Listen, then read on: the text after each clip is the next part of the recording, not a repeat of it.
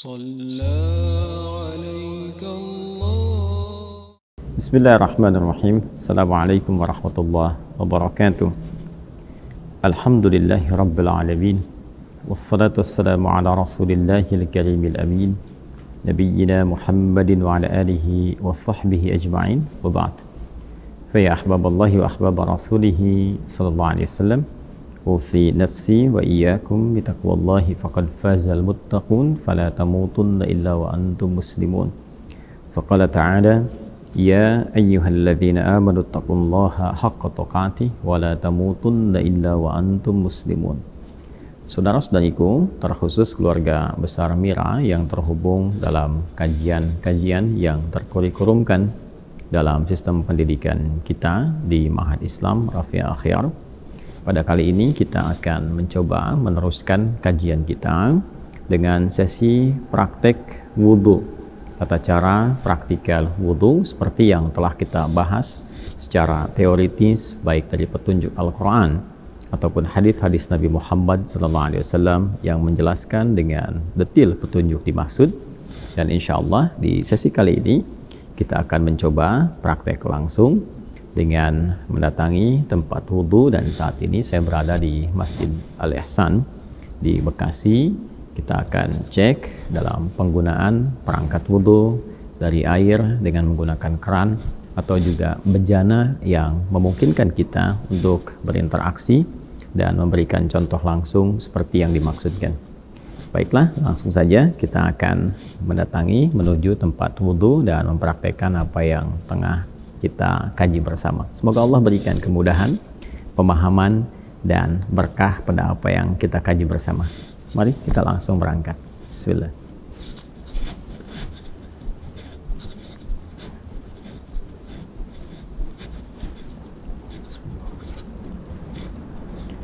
Saya akan memasuki area tempat wudhu, tapi ini bukan toilet ya. Nah, hanya karena ini adalah area tadi dalam masjid dan kita akan menuju keluar. Ini pintu samping ya, bagian belakang tepatnya. Ini kan ada di samping, saya katakan samping, bagian belakang, tapi ini keluar dari area utama untuk sholat.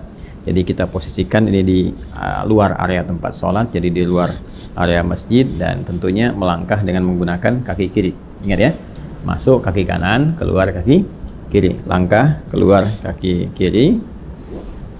Baik, kemudian tentu berdoa ya, jangan lupa ya. Apa doanya? Masih ingat? Antara masuk dengan keluar berbeda ya. Ketika keluar langkah kaki kiri, kita mengatakan Allahumma inni as'aluka min fadlik, ya Allah, sungguh aku berharap segala keutamaan darimu, karena kita telah masuk ke masjid ya, dan di masjid tentunya ada yang i'tikaf, ada doa, ada ibadah dan sebagainya. Kemudian ketika keluar, apa yang kita tadi lakukan, berharap, bermohon kepada Allah menghasilkan keutamaan-keutamaan dalam kehidupan. Sholatnya memberikan keutamaan, doanya memberikan keutamaan. Karena itu ketika kita keluar, kita bermohon kepada Allah, semua apa yang kita lakukan tadi mendapatkan penilaian terbaik, keutamaan-keutamaan dari Allah Subhanahu wa Ta'ala. Berbeda dengan kita masuk, kita mengatakan Allahumma ftahli abwaaba rahmatik, ya Allah, mohon bukakan segala pintu-pintu rahmatmu. Beribadah dapat rahmat, dan kita memohon ketika keluar dari sekian rahmat itu kita mendapatkan keutamaannya. Baik ya, mari kita lanjutkan. Bismillah.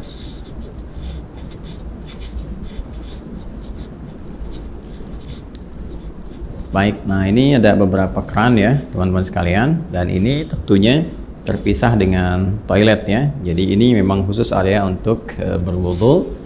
Jadi kita akan coba praktekkan dengan pendekatan yang pertama, yaitu menggunakan keran. Nanti yang kedua kita juga akan mencoba menggunakan bejana, dalam hal ini menggunakan gayung, sehingga kita akan mengetahui bagaimana praktikal penggunaannya, sekaligus juga mempraktekkan apa yang telah kita bahas secara teoritis. Sebelumnya saya mohon izin, saya akan lepas dulu jas bagian luarnya, dan peci juga akan kita sesuaikan kacamata, sehingga nanti saat praktek apa adanya kita bisa lakukan dengan cara yang terbaik yang bisa kita sajikan. Baik ya, kita copot dulu beberapa perangkatnya. Bismillah. Baik teman-teman, kita akan mencoba melakukan praktek wudhu langsung. Saya sudah mengondisikan ini ya, Kemudian tangan juga sudah disiapkan, baju sudah dilipat, kacamata sudah dibuka, jam tangan sudah disimpan, dan sekarang kita akan coba praktekkan dengan menggunakan keran terlebih dahulu. Baik ya. Yang pertama tentunya kita mengonfirmasi keimanan terlebih dahulu, karena panggilan wudhu ingat dibuka dengan panggilan iman. Dan saya terangkan di pelajaran sebelumnya bahwa panggilan iman itu mengonfirmasi lurusnya niat kita, lurusnya tujuan ibadah kita yang dilakukan karena Allah Subhanahu wa Ta'ala.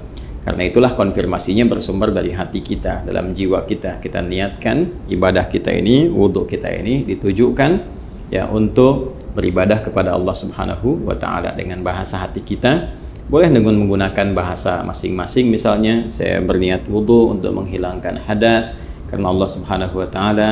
Dan kalau ingin menggunakan bahasa Arab juga di hati kita, seperti orang Arab juga tentunya menggunakan bahasa Arab, kita menggunakan bahasa Indonesia, boleh-boleh saja di hati kita. Misalnya kita menyatakan bahwa nawaitul wudhu'a li raf'il hadathi, misalnya al-asghari lillahi ta'ala, boleh ya. Kemudian lisan mengucapkan bismillahirrahmanirrahim. Jelas ya? Nah, kita ingin mengambil versi lengkapnya terlebih dahulu. Versi lengkap tentunya ini terkait dengan sunnahnya juga. Kan kalau yang pokok itu ada 4, seperti kita uraikan di pertemuan yang lalu. Kemudian versi lengkap ini kita bisa ambil versi yang dicontohkan langsung oleh sahabat Utsman bin Affan radhiyallahu ta'ala anhu, yang mengambil pelajaran dari contoh wudhunya Nabi sallallahu alaihi wasallam. Nanti bisa dilihat di Sahih Al-Bukhari ya, di Sahih Al-Bukhari topik yang keempat, Kitabul Wudhu, subtopik yang ke-23. Baik, sekarang kita akan coba memulai praktek, dan tentunya tadi sudah kita sampaikan memulai dengan niat ya. Kemudian mengucapkan bismillahirrahmanirrahim. Nah, ingat betul baik-baik bahwa Islam seperti diuraikan di pertemuan yang lalu sangat perhatian detail terhadap segala hal, terutama aspek-aspek yang melahirkan manfaat. Ini adalah air keran yang menampung aliran air yang masih bersifat murni, mutlak, tahur. Jadi ini sangat bermanfaat. Karena itu tidak diperkenankan untuk membuang-buang air ya. Sekali lagi, tidak diperkenankan membuang-buang air pada keadaan yang tidak semestinya. Itu dalam Islam disebut dengan israf, mubazir ya. Karena itu seperlunya kita keluarkan, kalau menggunakan keran ini seperlunya kita keluarkan, tampung dulu airnya kan. Nah, yang pertama kita gunakan untuk menyela-nyela ya. Bagian pertama kita gunakan untuk menyela-nyela seperti ini, keluar. Tidak usah terlalu besar ya, nggak usah terlalu besar sehingga airnya juga tidak boros ya untuk keluar. Nah, ini kita menyela-nyela dulu, dimulai dari kanan ya. Ingat ya, selalu dimulai dari yang kanan. Nanti di Al-Bukhari ini di subtopik yang ke-31. Jadi kalau kita baca topik yang keempat, kita berwudu, subtopik 31 itu ada namanya subtopik berjudul babut tayammun ya, memulai dengan bagian yang kanan. Selalu kanan didahulukan, kanan dahulukan. Baik ya, jadi kita mulai. Ini kita buka dulu secukupnya kerannya, keluar air. Ulangi ya, tadi sudah kita bismillahirrahmanirrahim, niatkan dalam hati. Kemudian kita menyelai-nyelai seperti ini ya. Ini bagian pertama. Nah, lalu yang kiri juga dibersihkan dulu seperti ini ya, sudah ya. Nah, ini sudah dibersihkan. Nah, ini sunnah ya, sudah sunnah yang pertama kita lakukan, karena yang pertama niatkan mengikat pada rukunnya, pokoknya. Jadi ada pokok yang terkait dengan konfirmasi keadaan hati kita. Rukun yang pertama niat kan. Nah, kemudian dikonfirmasi di lisan dengan bismillahirrahmanirrahim. Lalu setelah itu kita masuki sunnah-sunnah, memulai dengan sunnah berwudu. Tadi sudah menyela-nyela dulu, ini membersihkan bagian jemari-jemari dan telapak ya. Baik, sehingga keadaannya bersih sebelum membersihkan yang lain. Baik, selesai. Kemudian langsung untuk berkumur-kumur kita ambil. Nah, biasanya saya melakukan seperti ini. Kalau sudah ngambil seperti ini ya.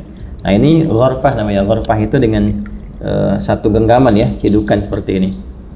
Genggaman atau cedukan seperti ini. Nanti biasanya kalau saya suka melakukan untuk menghemat itu, begitu dibuka sudah cukup ini ya. Lalu saya akan tutup terlebih dahulu, tutup. Nah, sehingga air tidak terus mengalir ya. Jadi langsung kita kumur-kumur.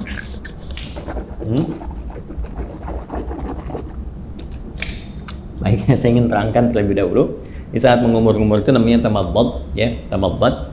Itu bisa kita lakukan dengan sampai 3 pendekatan. Pertama, kumur-kumur terlebih dahulu, ya, kumur-kumur sampai keluar, ya. Kemudian yang kedua juga kumur-kumur, nanti sebagian airnya langsung dihisap, ya, dihisap. Jadi kumur-kumur, sebagian airnya dihisap. Nah, itu yang dihisap itu istinsyak namanya, ya, masuk ke dalam hidung, istinsyak, usahakan agak dalam. Nah, nanti kemudian kita keluarkan disebut istinthar namanya, ya. Ini bagian yang kedua, kumur-kumur, ya. Kemudian yang pertama, yang keduanya itu sambil dihisap, baru nanti istinsyak ini, kalau istinthar dikeluarkan. Ada nanti sedikit saja, bisa tambahan kalau menggunakan siwak, ya, untuk bisa membersihkan itu. Ya, jadi bisa saja kemudian kalau memang tidak ada itu bisa gunakan bagian jari yang dianggap bersih. Ya, tadi kan sudah dibersihkan. Untuk membersihkan kalau ada sisa makanan yang kalau tidak ada siwak dengan kayu tertentu atau sikat gigi, Anda bisa gunakan bagian jari yang dianggap sesuai untuk membersihkan kalau ada sisa makanan di sini yang tidak cukup dengan kumur-kumur. Ya, saya ambil contoh begini misalnya. Ini buka seperti ini, ya. Kalau kita mulai, ya, kita tutup dulu ini, ya, seperti ini.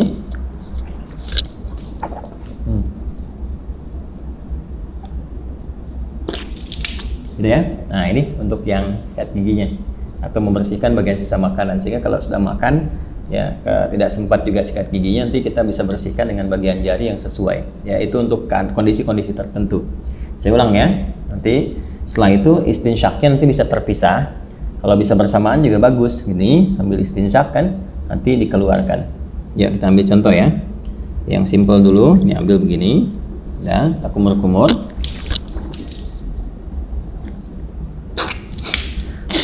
Ya. Nah, baik, kita contohkan, ya, sekali lagi, ya. Jadi teman-teman sekalian bisa, tadi kan sudah, ya, untuk kumur-kumur sambil dibersihkan bagian giginya.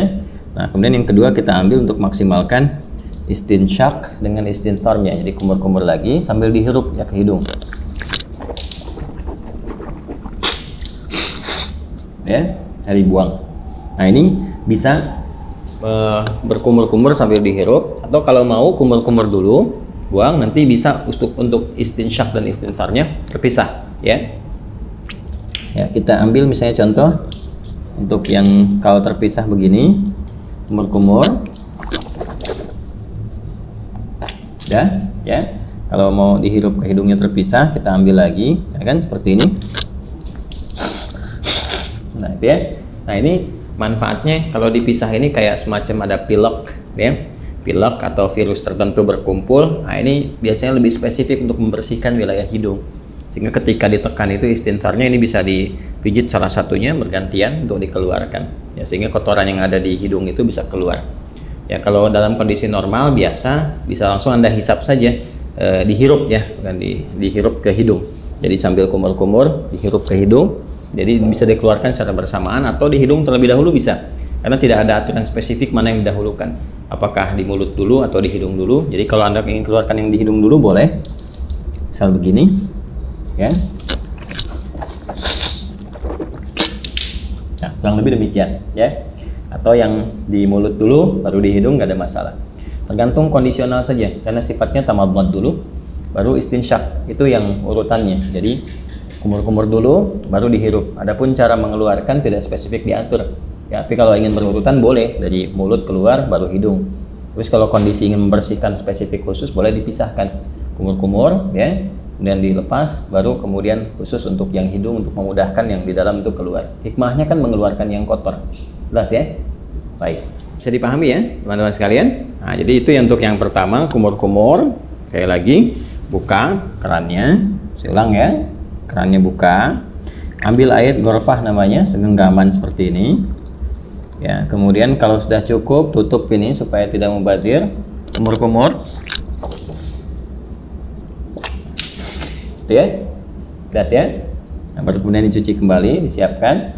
Nah, ini kalau sekali cukup sudah, kalau diperlukan 2 kali, 2 kali, 3 kali, 3 kali, ya. Dan ini tadi penggunaan jemari sekali lagi, ya, untuk menegaskan atau menghilangkan bagian bekas-bekas kalau ada makanan dan sebagainya yang kalau sekiranya tidak memungkinkan untuk gosok gigi atau membersihkan.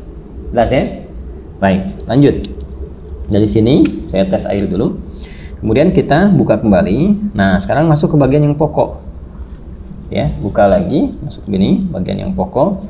tutup, baru ke wajah. Nah ini yang ingin saya contohkan, bagian pokok yang paling utama itu. Ini ghasala itu ambil airnya, tumpahkan di wajah begini. Ini lihat ya yang telunjuk gini, seperti ini.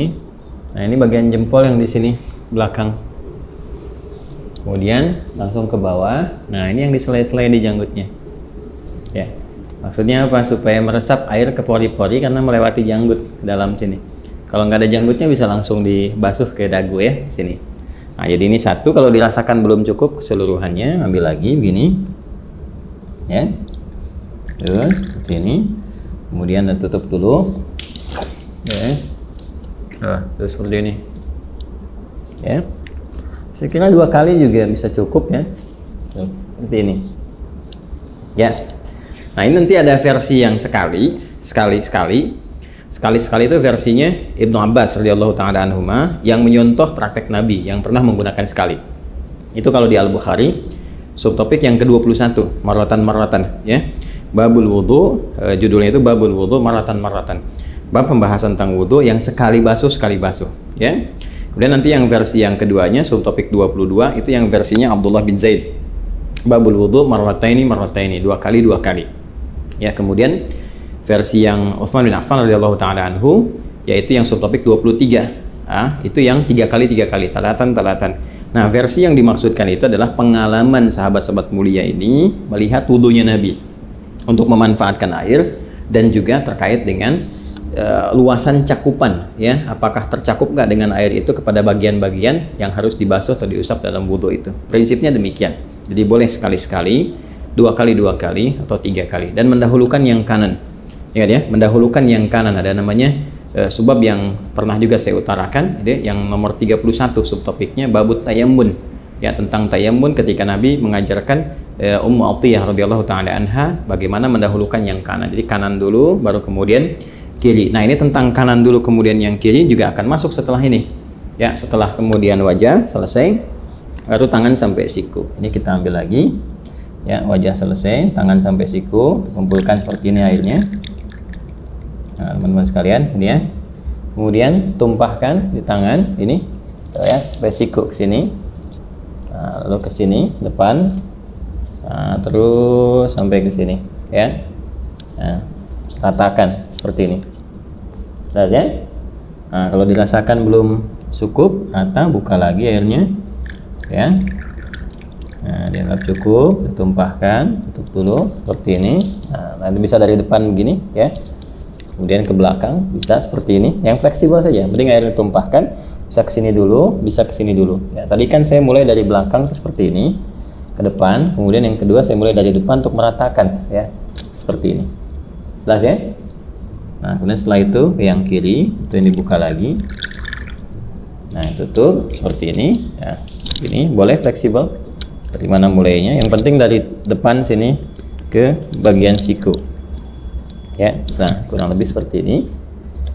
Ya, kalau mau kita samakan, kalau kanan 2 kali, kiri 2 kali juga ya, untuk bisa menyeimbangkan, menyamakan seperti ini. Tumpahkan, ya, pas ya.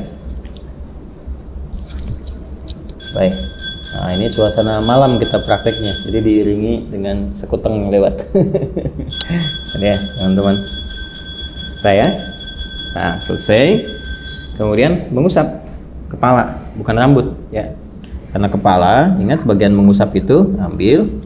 Nah, ini kan dipercikan nih, ya. Dipercikan seperti ini, tuh ya. Nah, jadi kita pun nggak harus terlalu banyak ngambilnya. Saya ambil secukupnya, percikan, dan nah ini untuk kepala. Kalau dirasakan nggak ada masalah, dari depan ke belakang seperti ini. Ya, kita boleh balikan lagi begini, atau cukup ke belakang juga begini, nggak ada masalah. Ya.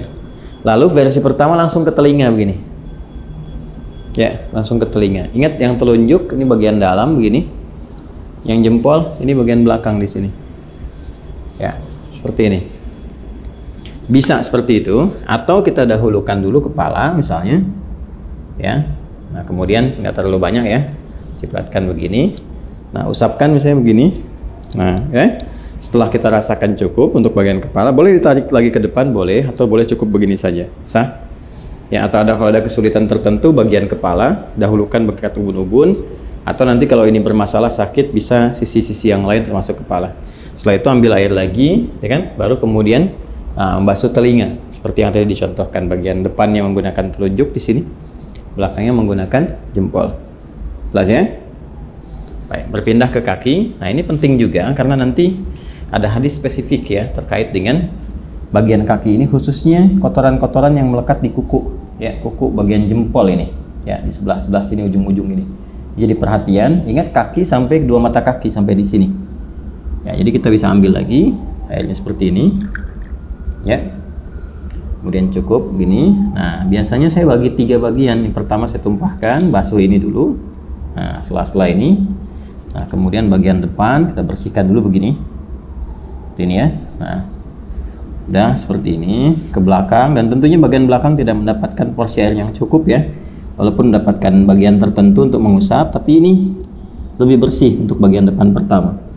Jadi yang kedua, nah ini kita bisa sempurnakan bagian belakangnya seperti ini. Nah, ini ya. Majukan lagi ke depan, ini. Nah, 2 pun sudah cukup sebetulnya, ya. Kalau dirasakan kurang bisa dengan 3. Selanjutnya yang kiri, seperti halnya yang kanan tadi. Kita ambil, ini ya. Nah, ini seperti ini. Saya suka menggunakan kelingking karena lebih fleksibel untuk menyela-nyelanya. Ini dibersihkan di sini, ya, ini. Lalu ke belakang. Nah, kemudian disempurnakan. Ambil lagi, kita tumpahkan seperti ini. Ya. Dah, selesai. Nah, ini selesai, ya. Setelah selesai, dah, kita diusahakan menghadap ke arah kiblat, kita berdiri sini. Ya, lalu kita berdoa. Doa yang sudah pernah diajarkan juga ya, syahadatain dulu, syahadu an la ilaha illallah, syahadu anna muhammadar rasulullah, ya kan? Allahumma ja'alni minat tawabin wa ja'alni minal mutatahhirin.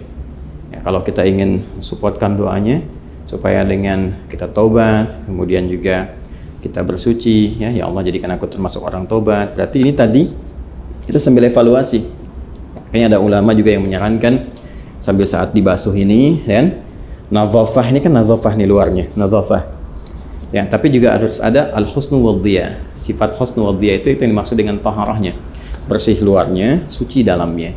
Ini yang disyarat Nabi di hadis Muslim. Begitu jatuh air wudhu itu, jatuh pula dosa-dosa yang melekat kepada fungsi-fungsi organ tubuh yang digunakan itu. Jatuh. Nah, jatuhnya ini dengan taubat. Jadi kita merasakan ini ada yang salah nih sebelum wudhu nih ya, supaya hilang kesalahan itu. Makanya ada ulama yang mengajarkan evaluasi saat dibasuh itu, merasakan dalam diri, minta sama Allah supaya digugurkan dosa yang ada di wajah, gugurkan dosa yang ada di tangan, macam-macam. Dalam hati kita bisa meminta dengan bahasa kita, ya Allah, gitu kan, mohon hilangkan kesalahan-kesalahan yang melekat atau kebiasaan buruk pada tangan, pada wajah sebelumnya ya, dan sampai dengan ke ujung kaki. Itu dalam hati kita bisa meminta, tidak ada masalah di situ, karena ada unsur taubat di dalamnya. Jadi begitu selesai kita berdoa, kita mohon kepada Allah, digolongkan pada orang-orang yang taubat, kemudian juga yang terbiasa bersuci. Mutatahhir itu biasa bersuci. Jadi begitu wudhunya misalnya batal, suci lagi, sehingga terjaga dalam kebaikan. Karena prinsip wudhu itu kan menjaga diri dalam kebaikan. Oke? Baik, selesai ini dengan menggunakan versi kran, ya, gunakan versi kran. Nah, sekarang kita akan mencoba menggunakan versi bejana. Nah, di sini ada gayung ya. Kita akan coba gunakan gayung ini. Sebetulnya kalau kita bersandar pada tadi ya, jumlah volume air yang kita gunakan saat menggunakan kran itu kan sebetulnya nggak banyak. Ya, kalau ada di minuman kemasan dengan bentuk kayak gelas itu sekitar 250 mili ya. Itu kan kurang lebih segitulah. Ya, nggak terlalu banyak yang kita gunakan seperti tadi disampaikan. Jadi kalau kita tampung dengan gayung pun kurang lebih, bismillah ya. Ini habis cukupnya.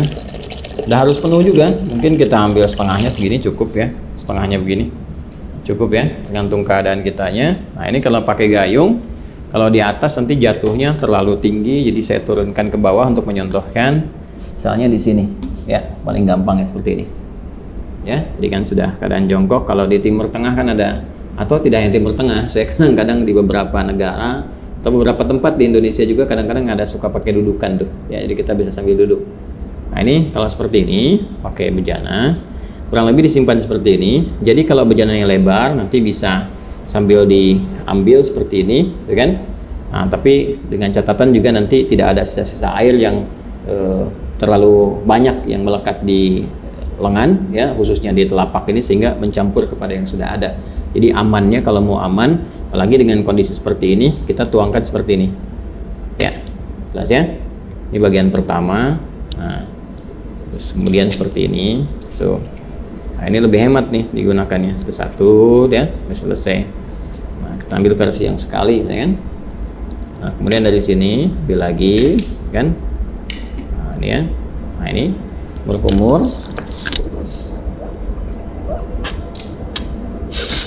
Ya, kalau dirasakan belum cukup, ada yang sekali, 2 kali. Seperti tadi saya contohkan, nggak ada bedanya dengan yang pertama. Kemudian ngambil lagi gini, ya.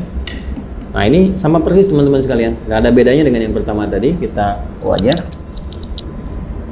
Ini, ya, seperti ini. Tuh, ya, seperti tadi ya, diulang. Kemudian selanjutnya untuk tangan seperti ini, ya, baik dari depan, dari belakang, yang penting dimulai dari sini, ya, sampai ke siku. Nah, yang kanan sudah, kita gunakan bagian yang kirinya, ya, sama saja seperti yang saya contohkan tadi. Kita ambil dulu, ya. Nah, ini ambil, kemudian paskan dulu gayungnya, karena ini kan nggak rata di sininya ya, teman-teman. Kalau kita mau pindahkan sini juga boleh sebetulnya, nggak ada masalah, ya. Nah, kemudian jatuhkan di sini. Nah, seperti ini ya. Baik, ayo cari pijakan biar aman, biar nggak tumpah atau seperti kayak gini kan agak susah ya keseimbangannya.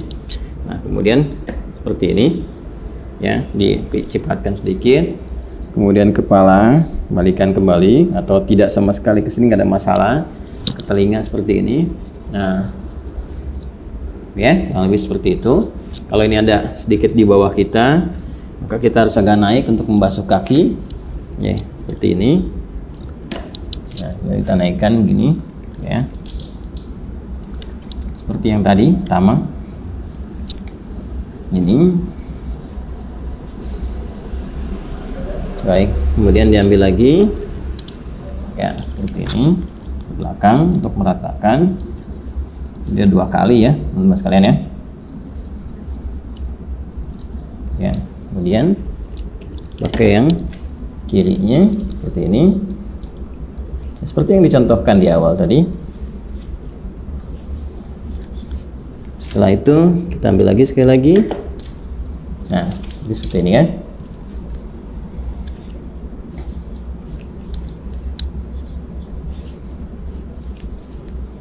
Baik.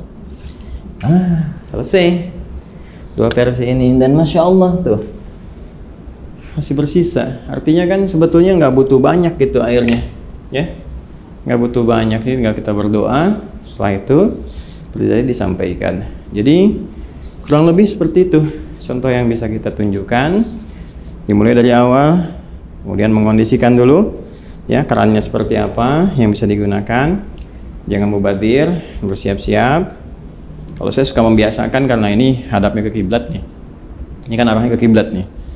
Saya suka membiasakan kalau ada aktivitas, terutama terkait ibadah, cari yang kira-kira posisinya ketika dikerjakan menghadap ke arah kiblat. Itu hanya kebiasaan saja, dan tidak harus demikian. Tapi kalau bisa dikerjakan, ya itu lebih bagus ya. Kecuali kalau sholat jelas, sholat menghadap ke arah kiblat, kemudian baca Quran sunnahnya menghadap ke arah kiblat, ya. Hanya dalam wudhu kan posisi keran bisa beda-beda, tapi biasanya saya selalu mencari yang kira-kira menghadap ke arah kiblat untuk menjaga saja kondisi itu. Ini yang kita bisa tunjukkan.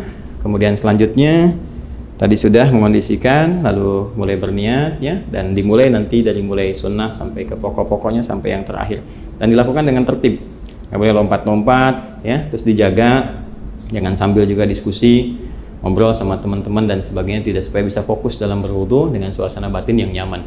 Kalau ini kan saya mencontohkan, contoh, bukan dalam praktek yang sesungguhnya dikerjakan untuk kepentingan tertentu ibadah, tapi ini untuk kepentingan edukasi bagi teman-teman sehingga mempraktekkan setiap tahapan-tahapannya seperti yang kita pelajari. Jadi itu prakteknya, dan telah selesai kita tunjukkan. Alhamdulillah di suasana pagi, ya, atau subuh menjelang pagi, teman-teman bisa belajar. Dan saya mengambil video ini malam-malam nih setelah tugas, malam-malam langsung ke masjid dan kita praktekkan sehingga suasananya cukup berbeda. ya alhamdulillah bisa direkam dengan cukup baik dan sekarang kita pelajari bersama. Saya kira itu yang bisa disampaikan. Terima kasih atas perhatian teman-teman semuanya. Semoga bermanfaat pelajaran kita kali ini, dan lebih daripada itu semoga semuanya diridhai oleh Allah Subhanahu wa taala. Sekali lagi terima kasih atas perhatiannya. Silahkan dicoba untuk dipahami, dipraktekkan baik-baik, dan hal-hal yang terkait dengan pendalaman kita insya Allah bahas di sesi Zoom ya. Misalnya tentang bagaimana menggunakan di satu bejana untuk penggunaan oleh 2 atau 3 orang atau lebih misalnya. Kemudian juga kapan posisi bersiwak kalau dalam berwudu, kalau ada kayu siwaknya misalnya, ya apakah posisinya sebelum sholatnya atau dalam wudunya atau setelahnya. Nah, itu kita bisa diuraikan di kesempatan-kesempatan dalam sesi pendalaman. Yang tadi yang saya tunjukkan adalah keumuman yang bisa dipraktekkan oleh siapapun, yang tidak ada beda antara laki-laki dengan perempuan. Demikian, semoga Allah merahmati. Subhanakallahumma bihamdika asyhadu an la ilaha illa anta astaghfiruka wa atubu ilaik. Assalamualaikum warahmatullahi wabarakatuh.